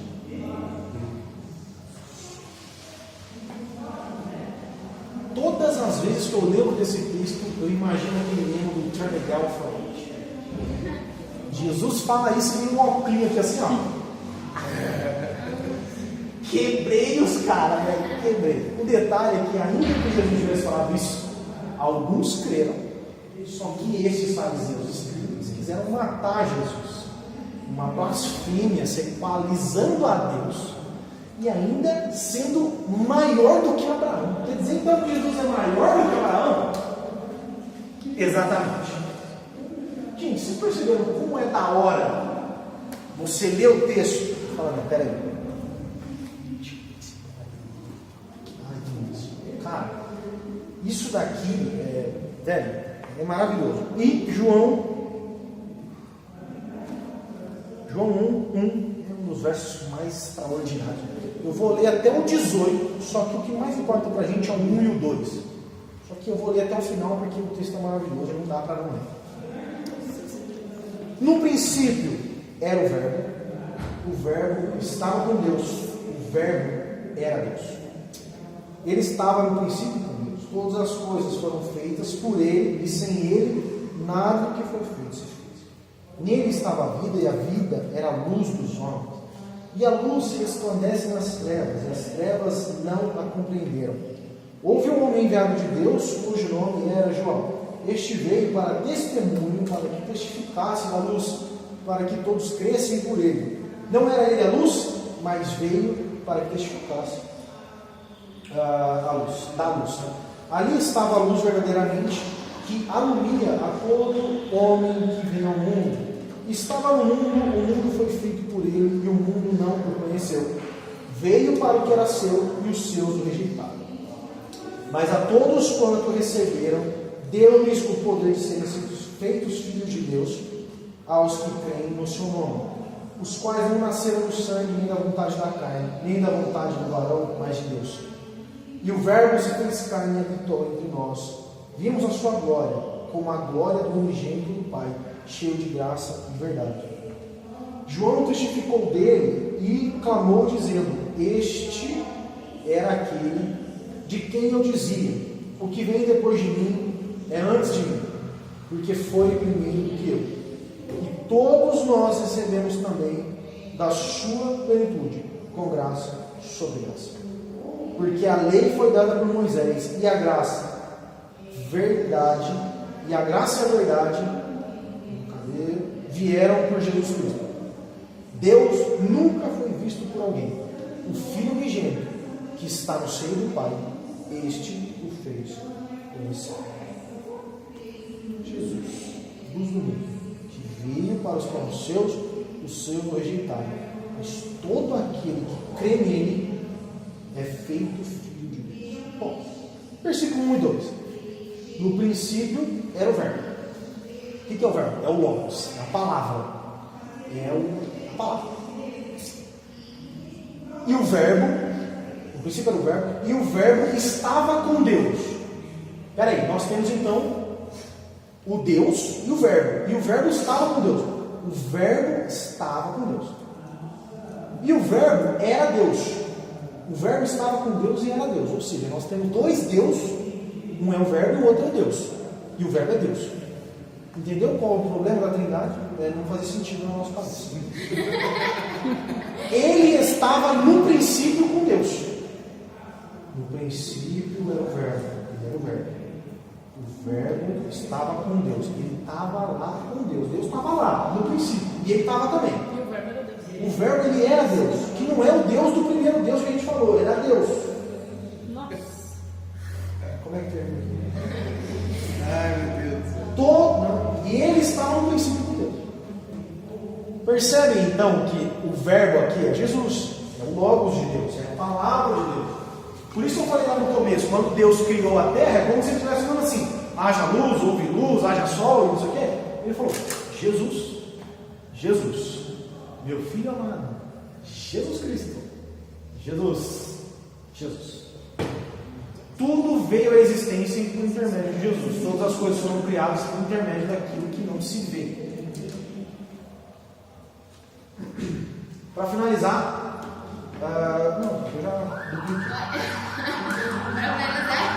Agora, gente, é fácil a gente entender, o difícil é encontrar a lógica. A gente consegue entender o conceito, mas a lógica a gente não consegue entrar na cabeça. Por que a gente acredita na Trindade? Porque ela está na Bíblia, simples assim, está na Bíblia. Mas percebe uma coisa, acreditar na Trindade é uma coisa, outra diferente é entender como ela funciona.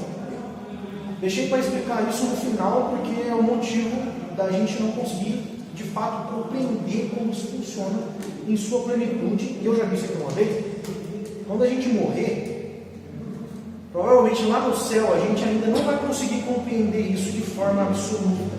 Eu também acho que não. Eu tenho em mente que Paulo...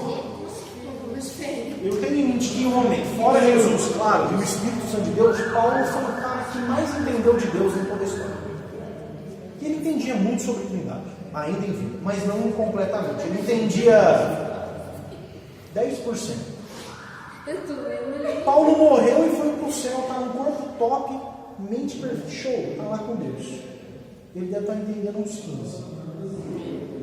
É isso porque, cara, é justamente o texto de Deuteronômio fala isso. O que está encoberto é o que está encoberto. Mano, não dá. Ninguém vai saber. Ninguém vai saber, né? Isso daqui, ó, é uma importante é parte falar. do livro que a gente utiliza. Eu coloquei aqui. Entendeu de menos.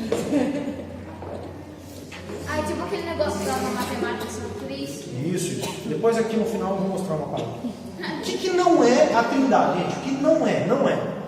A Trindade não é isso aqui, ó. Pai mais Filho mais Espírito igual a Deus. Não é a soma de 3 indivíduos, não é a soma de 3 pessoas, não é a soma de 3 divindades diferentes, que dá uma única divindade. Não é 1 mais 1 é 3. É 1 é 3 e 3 é 1. Não sei como, mas é isso. É tipo o pi, mas não é também não é o pi. O que também não é? E quando você chegar lá, Jonathan, no céu, quem que você vai ver? O primeiro que eu vou querer ver no céu... Não. Quando eu estiver no céu, quem eu vou ver? Jesus Cristo. A manifestação física de ver Deus é Jesus.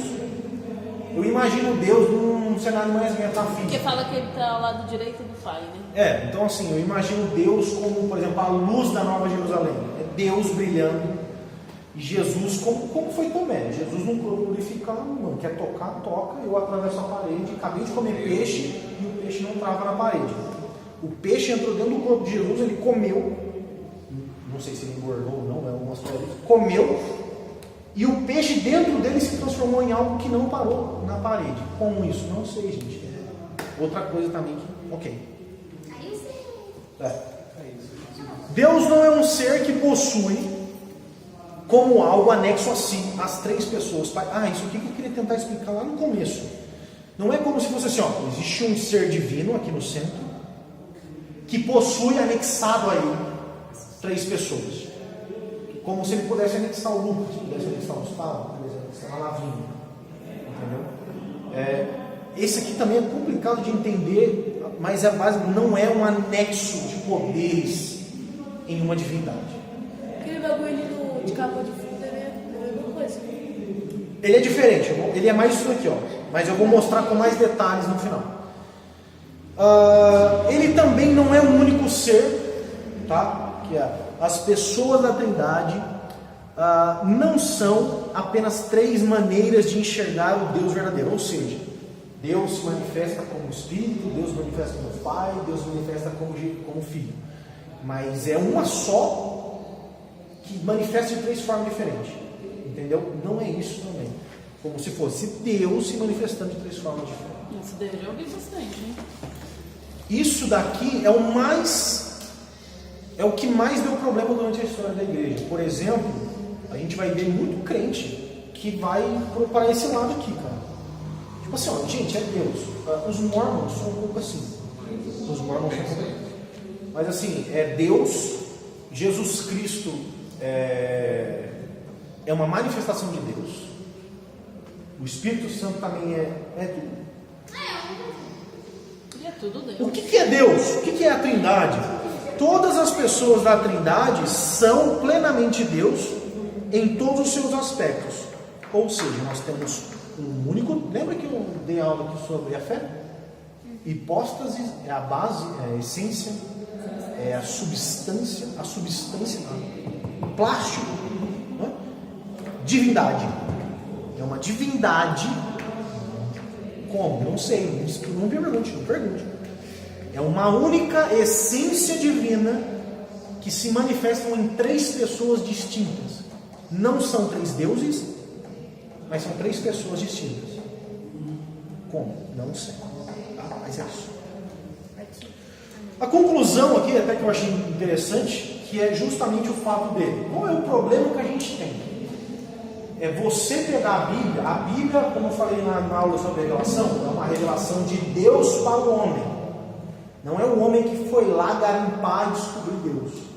Deus se revela para o homem. E essa revelação que Deus dá para o homem, não é para o homem julgar a revelação. Nossa, deixa eu ver se isso aqui está certo. Não sei. Não. É simplesmente uma questão passiva. É e acabou. Eu aceito e acabou. O fato da gente não conseguir compreender em totalidade isso, não quer dizer que não existe, quer dizer que eu não entendo. Se eu for pegar para julgar isso aqui da minha forma racional, é como se eu estivesse pegando a revelação de Deus e falando assim, olha, tem coisa errada aqui na sua revelação. Então eu estou sendo um agente ativo na revelação de Deus, sendo que eu sou absolutamente passivo. É Ele que se revela do jeito dele e da forma com que Ele quiser. Não eu que vou até ele e falo assim, você revela daquele jeito para mim? Faz um negócio aí para eu ver se é isso mesmo. Não. Então o fato da gente não conseguir compreender totalmente uma doutrina bíblica não implica na sua inexistência. A doutrina da Trindade pode ser uma doutrina de difícil compreensão, mas é um fato e faz parte das coisas encobertas lá de Deuteronômio. coisa encoberta está encoberta, descoberta está descoberta. E eu acho que isso aqui vai ficar encoberto por um bom tempo aí, que Deus não revelou na sua totalidade. E um detalhe, outra coisa que eu falei também. A Sofia me perguntou, por que Deus estava fazendo antes da criação? Não sei. Eu acho que Ele estava fazendo alguma coisa. Foi ela que perguntou? Mas você não estava, né? É a Sofia. Não, a Sofia perguntou, o que Deus estava fazendo antes da criação? Se Ele não registrou, não quer dizer que para Ele não é relevante que eu saiba. Mas também não implica que Ele não estivesse... Que Ele não estava fazendo nada. Ou pode ser que também não estava fazendo nada, eu não sei. Mas eu acho que Ele estava. Estava de alguma forma, não sei. Mas o fato é, se Ele não me mostrou... Isso é importante, não Exato, se Ele não me mostrou, e eu sendo agente passivo dessa situação, é porque justamente Ele falou assim, não importa para você saber. O que eu quero que você saiba já é suficiente para você estar aqui comigo. Pronto. Você pode especular algumas situações. Toma cuidado, eu gosto de falar sobre isso. A Bíblia, Deus, é como um jogo de futebol. Diferente de um jogo de vôlei. No futebol, você pode jogar só dentro das 4 linhas. Mas olha aqui. Se a bola sair para fora das 4 linhas, para o jogo e volta a bola para dentro das 4 linhas. O vôlei tem 4 linhas, mas eu posso sair com a bola fora. Posso pegar a bola lá fora. Só que eu jogo aqui para dentro de novo. Certo? O hóquei não tem linha. O hóquei eu posso entrar atrás do gol. Eu posso fazer o que eu quiser. E tentar fazer o gol. É só um quadrado que eu fico patinando. Só que a regra é, não tem limite. O limite, claro, é ali as barreiras, mas não tem uma linha delimitando aonde o jogo é válido. Em qualquer lugar ali dentro é válido. E isso é a Bíblia, você pode ser. A Bíblia é futebol. Você pode jogar um vôleizinho? Pode. Mas joga a bola aqui para dentro de bola. Toma muito cuidado. Só não pode ser hóquei e achar que virou bagunça. Já jogaram FIFA Street? FIFA Street não tem regra, né? Já joguei. FIFA Street não tem regra. Você pode dar porrada, soco, carrinho, voadora, chute na bunda, não dá nada. Não tem juiz. Entendeu? É isso. Então tomem cuidado. A Bíblia, se você não quer errar, futebolzinho, fato ali. Fica no seguro. Exato. Então aqui, ó, Deuteronômio 29, 29. As coisas encobertas pertencem ao Senhor nosso Deus, porém as reveladas nos pertencem a nós e a nossos filhos para sempre, para que cumpramos todas as palavras desta lei. Pronto. O que Deus não falou, cabe a Ele não ter falado, não achou interessante falar. E é isso. Isso daqui é a Trindade e a gente vai encerrar. Opa, isso aqui é a música, a gente vai tentar cantar. Opa! Isso é a Trindade. Vocês sabem ler inglês? Sabe, né? O que é isso? Oi? Is. Is not? O Pai não é o Espírito. O Pai também não é o Filho. O Filho não é o Pai e o Filho também não é o Espírito. O Espírito não é o Filho e o Espírito também não é o Pai. O Pai é Deus, o Espírito é Deus e o Filho é Deus. Isso daqui é o que, se eu racionalizar na minha cabeça, eu vou sair correndo e bater, eu vou explodir minha cabeça na parede. É o que não faz sentido pra gente, tá? Pai, Filho e Espírito são Deus, porém são pessoas distintas. Tá, a gente encerra por aqui. É tipo o negócio do Flash, da série do Flash. Tem 2 caras lá, que eles se juntam e formam um. Mas eles separados não são a mesma pessoa. Só que juntos são a mesma pessoa. Aqui no caso eles são a mesma. Acontece que aqui no caso eles... Mas Não, eu entendi. Eles separados não são a mesma pessoa. Mas eles juntos são a mesma pessoa. Não, mas ali separados e juntos são a mesma pessoa. São a mesma pessoa. Esse é o problema. Não, mas Não. Ah, não, ele está dizendo o triângulo de fora. Sim. O triângulo de fora. A questão é que nós temos aqui, gente, vocês perceberam que É pela inteligência máxima, né? existe uma essência. A essência é a divindade, é Deus. Isso é a essência da Trindade.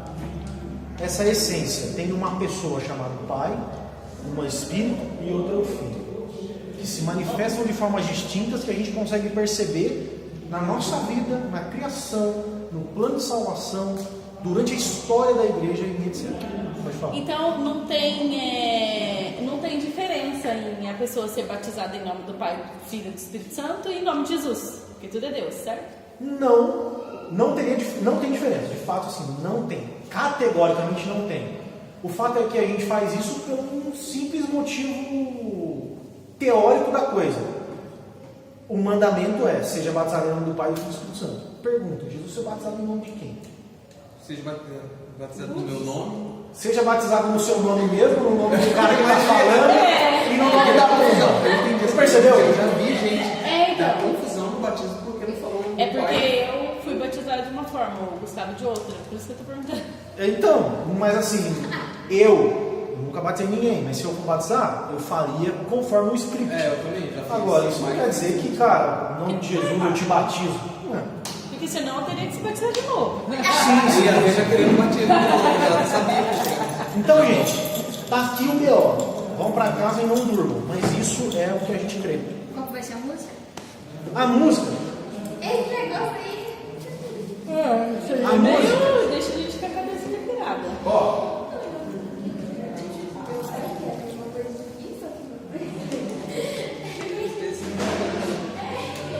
essa música,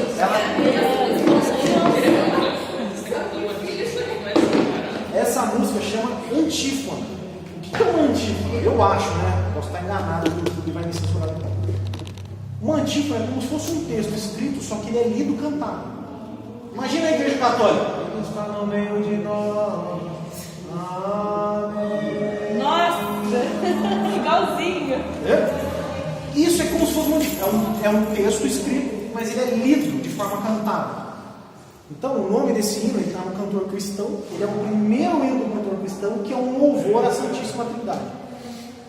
Eu lembro de cantar esse hino lá na igreja que eu era. A gente cantava esse hino e um outro que depois eu posso dar só uma palhinha da parte que fala sobre isso. Mas você percebe que a letra da música, ela canta sobre as três distinções, ou três pessoas. Distinções, meu Deus. Eu não sei nem se eu estou certo de falar distinção, mas eu não devo estar. As três pessoas da Trindade. E no final, a Trindade como um todo. E ela é assim, ó. Eu vou cantar aqui, vocês só escutem, se vocês quiserem. E o detalhe, como é uma antífona, ela tem sempre a mesma melodia. Ou seja, quando eu cantar a primeira, a segunda é igual, a terceira é igual, é a mesma coisa, tipo o hino da harpa. É sempre a mesma coisa. Aqui, ó. A ti,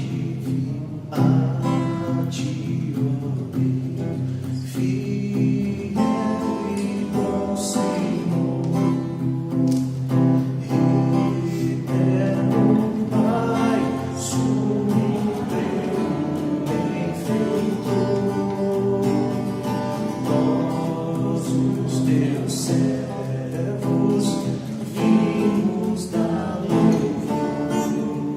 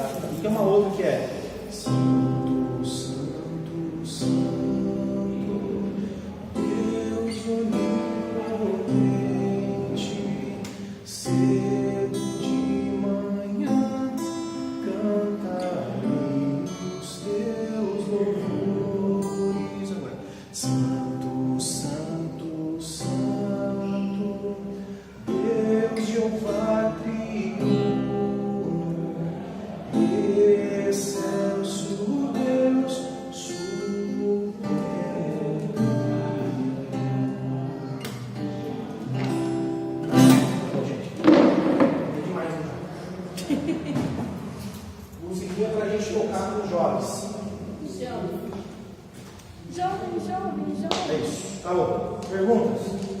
Opiniões? Detalhes? Tiros? Discordâncias?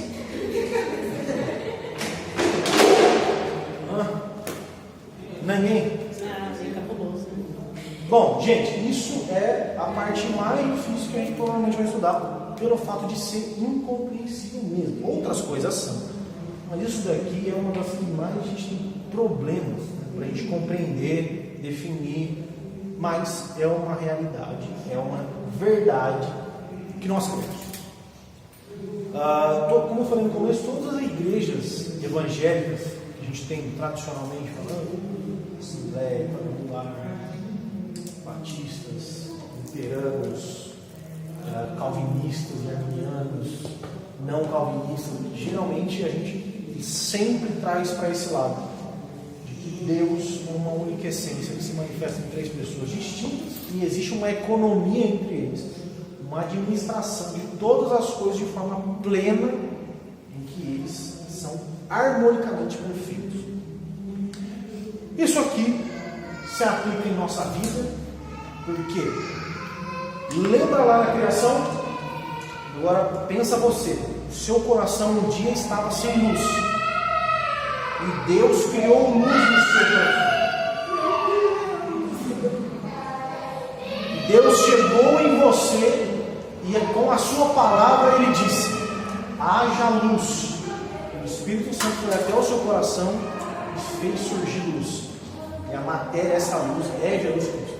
Então a gente vê essa triunidade na criação, na nossa salvação, no plano divino. Beleza? Vamos levantar, vamos orar. Oh, glória! Ai,